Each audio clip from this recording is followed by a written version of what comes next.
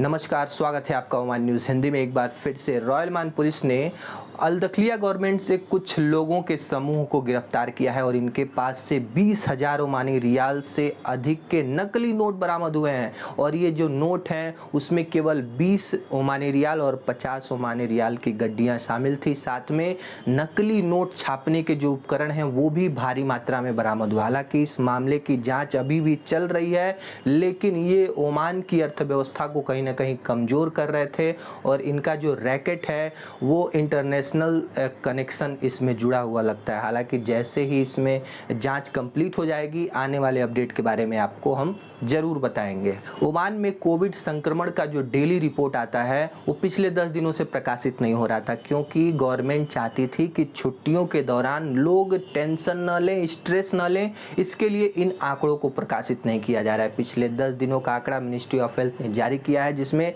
4,912 नए कोविड मरीज पिछले 10 दिनों में सामने आए हैं। आपको ये संख्या ज़्यादा लग रही होगी, लेकिन 10 दिनों के हिसाब से ये जो संख्या है वो बहुत ही कम है, क्योंकि छुट्टियों के समय जो कंप्लीट लॉकडाउन चल रहा था उससे बेतहाशा जो वृद्धि थी उस पर ब्रेक लग गया है कोविड वायरस के। मिनिस्ट्री ऑफ हेल्थ ने बताया है कि ओमान में टोटल नंबर ऑफ केस 2,93,954 हो गए हैं और मरने वालों का आंकड़ा 3,753 को क्रॉस कर गया। ओमान में इस समय केवल 18,194 एक्टिव केस हैं, यानी इतने ही लोग इस समय बीमार हैं, संक्रमित हैं। और हॉस्पिटल में कितने एडमिट हैं तो 64% रोगियों की संख्या घटी है। जो लोग हॉस्पिटल में एडमिट थे, लगभग 786 व्यक्ति ही इस समय हॉस्पिटल में अपना इलाज करा रहे हैं। देखिए, ओमान में 93% से भी ज़्यादा जो रिकवरी रेट है वो हो चुकी है, यानी कि 93% से ज़्यादा लोगों की रिकवरी आराम से हो जा रही है और हॉस्पिटल में भी एडमिट कराने की आवश्यकता अब ज़्यादा लोगों को नहीं है। रॉयल ओमान पुलिस के अधिकारियों ने चेतावनी दी है कि जो होटल्स हैं, दुकानें हैं, मॉल्स हैं, रेस्टोरेंट हैं, कैफ़े हैं, वो केवल 50% के क्षमता से ही ऑपरेट करें। यदि इससे थोड़ा सा भी आप ज़्यादा ऑपरेट करेंगे, ज़्यादा लोगों की बुकिंग करेंगे, ज़्यादा लोगों को एंट्री करेंगे, तो आपके ऊपर जुर्माना है वो निर्धारित किया जाएगा। क्योंकि जो गतिविधियों को बार बार बंद करने की आवश्यकता है, इससे बहुत बड़ा राजस्व का नुकसान हो रहा है, साथ में पब्लिक का भी नुकसान हो रहा है। तो ये स्थिति दोबारा से न आए, इसके लिए ज़रूरी ये है कि जो भी रूल एंड रेगुलेशन बनाए गए हैं गवर्नमेंट के द्वारा उसको पब्लिक फॉलो करे। ओमान में आई बारिश के बाद से जो हीट स्ट्रोक का खतरा बढ़ता हुआ दिखाई दे रहा है, मौसम वैज्ञानिकों ने उम्मीद जताई है कि आने वाले दिनों में ओमान में जो हीट स्ट्रोक के मरीज सामने आ सकते हैं, क्योंकि टेम्परेचर में वृद्धि हो रही है। और ऐसे में यदि कोई व्यक्ति कम पानी पीते हैं, डायरेक्ट सनलाइट में रहते हैं, तो उनको हीट स्ट्रोक होने का खतरा है। तो यदि आप बाहर निकल रहे हैं तो कुछ न कुछ आप सर पे रख लीजिए, छाता लगा लीजिए, या फिर कोशिश कीजिए कि दिन में आप बाहर ना निकलें। और यदि आप निकलें तो घर से पर्याप्त मात्रा में पानी पिए, ताकि आप पूरी तरह से हाइड्रेटेड रहें।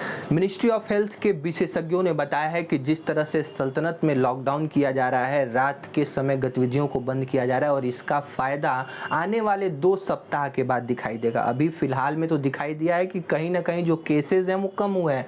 जो हॉस्पिटल के ऊपर जो लोड था, बेड्स अवेलेबल नहीं था, इन सब चीज़ों से तो छुटकारा मिला है कि बेड्स इस समय अवेलेबल हो गए हैं, हॉस्पिटल में एडमिट होने वाले रोगियों की संख्या भी कम हो गई है। लेकिन 2 सप्ताह बाद इसका जो असर दिखाई देगा कि ओमान में जो कोविड का जो प्रसार है उसमें लगभग 80% गिरावट दिखने को मिलेगी। विशेषज्ञों ने उम्मीद जताई है कि जिस तरह से जनता ने सुप्रीम कमेटी के नियमों को फॉलो किया है, उनके हर बात को माना है, उसका फायदा आने वाले 2 सप्ताह में दिखेगा। स्वास्थ्य मंत्रालय ने ओमान में राष्ट्रीय टीकाकरण का जो अभियान है उसको वापस से स्टार्ट कर दिया है। रविवार से लोगों को कोविड का जो वैक्सीन है वितरित करना शुरू हो गया है सल्तनत में। और जो टाइमिंग है उसमें थोड़ा बदलाव हुआ है, क्योंकि आपको पता है शाम के 5 बजते ही ओमान में जो गतिविधियों के ऊपर फिर से रोक लगा दी जा रही है, जिसके चलते मिनिस्ट्री ऑफ हेल्थ ने सवेरे 7:30 से दोपहर 2:30 बजे तक ही टीकों के वितरण का जो समय सारणी है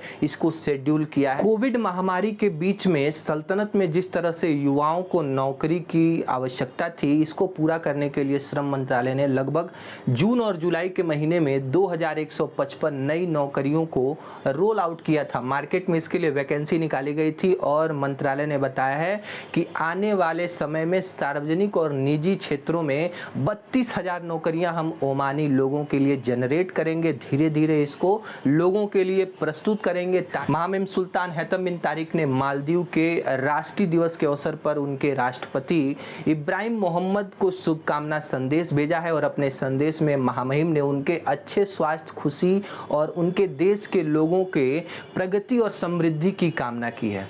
अलदखलिया नगर पालिका ने एक अपडेट दिया है कि मनाह में जो स्लॉटर हाउस बन रहा है उसका काम 65% कंप्लीट कर लिया गया और जैसे ही इस स्लॉटर हाउस को स्टार्ट किया जाएगा, इसका मेन मकसद ये होगा कि साफ और स्वच्छ मांस की जो डिलीवरी है वो नागरिकों और निवासियों को की जाए। मिडिल ईस्ट देशों में जो सबसे अच्छी फ्लाइट का जो खिताब मिला है कतर एयरवेज को। जी हाँ, best catering, best business class का भी अवार्ड इस एयरलाइन कंपनी ने जीता है। लगातार 3 सालों से बिजनेस क्लास में सबसे अच्छी सुविधा ये प्रदान कर रहे हैं अपने यात्रियों के लिए। मस्कट के आवास एवं शहरी नियोजन मंत्रालय ने नए टाइमिंग की घोषणा की है कि 25 जुलाई से 29 जुलाई तक इनकी जो टाइमिंग है उसमें बदलाव किया जा रहा है। सवेरे 8 बजे से दोपहर 1:30 बजे तक जो कार्यालय है वो ओपन रहेगा। यहाँ पे कामकाज इतने ही समय चलेगा, क्योंकि रॉयल ओमान पुलिस ने पिछले 10 दिनों से सूर से लापता हुए व्यक्ति की तलाश जारी रखा था और आखिरकार इनका जो शव है बरामद कर लिया गया है। आज के लिए बस इतना ही। वीडियो कैसा लगा लाइक करके जरूर बताएं और चैनल पे नए हैं तो प्लीज़ सब्सक्राइब कीजिए ताकि ओमान से जुड़ी हर अपडेट एवरीडे आप तक सबसे पहले पहुंचती रहे। मिलता है अगले वीडियो में, तब तक अपना और अपनों का ख्याल रखिए। नमस्कार।